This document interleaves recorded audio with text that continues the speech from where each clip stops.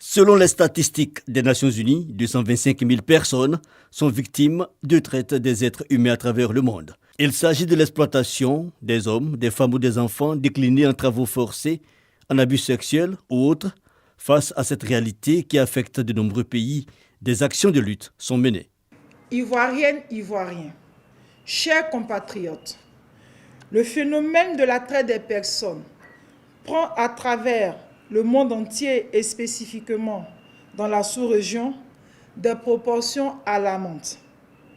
Tous les États africains en sont affectés dans un schéma de traite transfrontalière circulaire, soit en tant que pays d'origine, soit de transit ou de destination, avec pour principale cible les femmes et les enfants. L'adoption en 2010 du plan d'action mondial pour la lutte contre la traite des personnes, exhortant les gouvernements à prendre des mesures concertées et concrètes pour contrer la traite des personnes.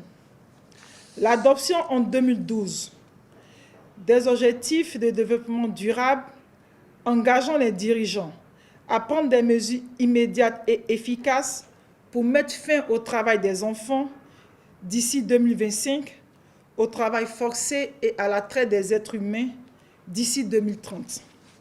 La Journée internationale de lutte contre la traite des êtres humains cette année a pour thème « Utilisation et abus de la technologie ». Le gouvernement ivoirien s'engage pour la protection des jeunes, des femmes ou des enfants exposés au trafic humain. Le mal est identifié et des mesures existent.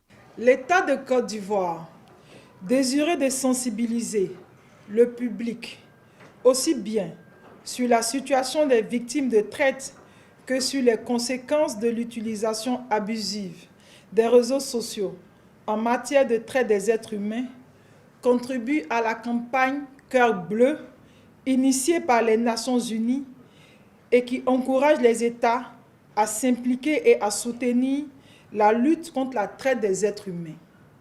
La ministre Miss Belmondo Dogo, à charge de la solidarité et de la lutte contre la pauvreté, exhorte partenaires techniques et financiers ou même les leaders de jeunesse à plus d'action dans la lutte contre le phénomène de traite humaine.